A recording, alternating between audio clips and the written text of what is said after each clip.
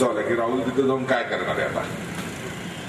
तर मी येण्याची खरी कारणं सांगतो. काय होतं, माझं असं लहानपणापासून मत झालेलं आहे, मी गावात राहायचो तेव्हापासून, की नगरसेवक म्हणजे घरच्या सगळ्या गोष्टींपासून सगळं सोडवण्यासाठी निवडून आलेला माणूस आहे. त्यामुळे नवरा बायकोच्या भांडणापासून सगळ्या गोष्टी त्याच्यापर्यंत पोहोचवल्या पाहिजे. त्यांची काही स्वतःची वेगळी कामं असतात, त्यांना आपण आपलं प्रतिनिधी म्हणून नेमत असताना आपल्या भागाचा विकास म्हणजे काय याकडे त्यांनी लक्ष देणं अपेक्षित असतं. हे सगळं विसरून खाजगीत अक्षरशः त्याची कॉलर पकडून प्रत्येक गोष्ट करून घेत असतात लोक. आणि त्यात पुणे हे तर विचारवंतांचं शहर. बाबासाहेब पुरंदरे जे गमतीत म्हणतात तसं आहे की पुण्यात विचारवंतांची संख्या किती, तर पुण्याच्या लोकसंख्येच्या 1.5 पट म्हणले.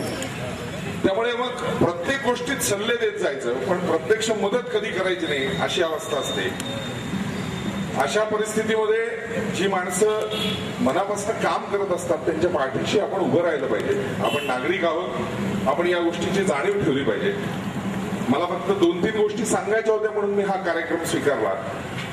या भागामध्ये गेली 10 वर्ष मी आता राहतोय. मी पूर्वी शनिवार पेठेत राहायचो पुढे. 10 वर्षात या भागातला सगळा बदल मी बघितला. हा नवीन आशिया खंडामध्ये जे जे काही फास्टेस्ट ग्रोईंग अशा भाग निघाले त्याच्यात कोथरूड मानला जातो.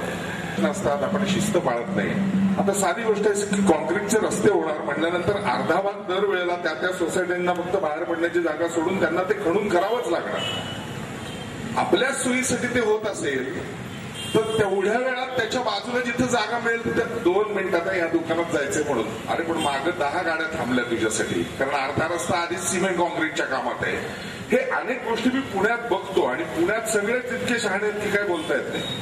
तर मी या विनंत्या करायला आलोय आपल्या भागातल्या लोकांसाठी की आपण थोडासा वाहतुकीचा खोळंबा, कचऱ्याचे प्रश्न, शेवटच्या क्षणाला एखाद्या सोसायटीचं काम राहिलेलं असतं कसलं तरी आणि अख्खा रस्ता झाल्यावर सांगतात ते आमचं मागच्या वेळेपासून पेंडिंग होतं ना पाईप, मग परत थोडा रस्ता बोंबला.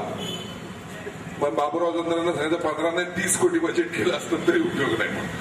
मला स्वतःला असं वाटतं की आपण सगळ्यांनी या गोष्टीमध्ये सहकार्य केलं पाहिजे सातत्याने. जेव्हा चांगल्या गोष्टींसाठी आधुनिक काळाच्या दृष्टीने जे आवश्यक आहे ते करण्यासाठी जेव्हा नगरसेवक काम करत असतात तर त्यांच्या पाठीशी उभं राहणं हा महत्वाचा भाग आहे. मी आता आलेला आहे, ते मी खरं सांगितलं तर मी त्यांना सल्ले देत नाही, मी तक्रारी करतो त्यांच्याकडे सारखे की प्रभागात हे नाही ते नाही, अमुक बघा इकडं बघा, पाण्याचा प्रश्न.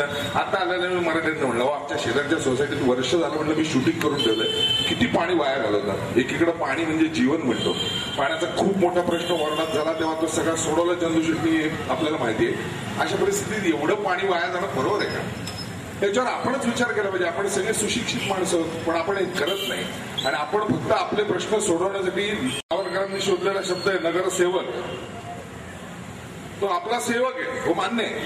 आपण सेवक म्हणजे कुठल्या कामांसाठी? चांगल्या विकासाच्या कामांसाठी, शहरातल्या चांगल्या गोष्टी निर्माण करण्यासाठी, तुमच्या घरचे प्रश्न सोडवण्यासाठी नाही.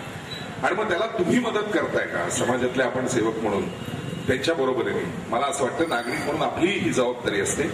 ती जबाबदारी जर आपण नीट पार पाडली तर आपल्या भागाचा विकास लवकर होऊ शकतो असं मनापासून वाटतं. अनेक गोष्टींसाठी या सगळ्यांनी मदत केली.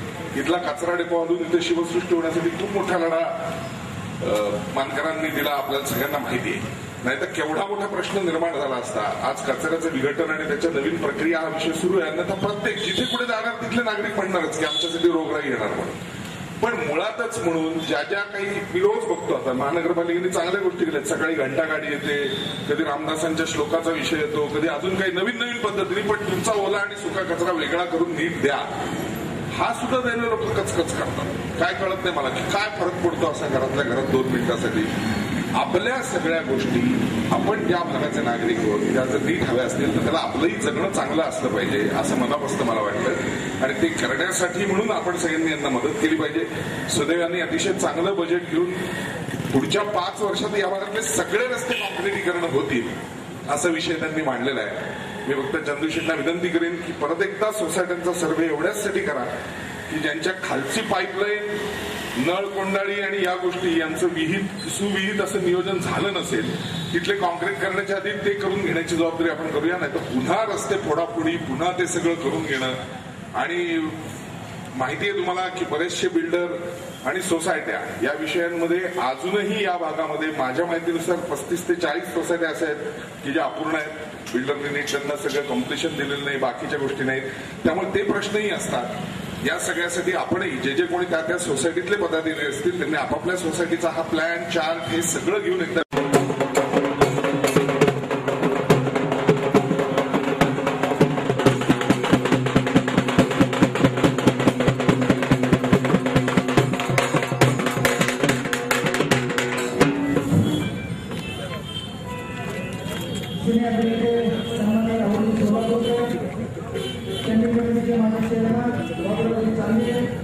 पुणे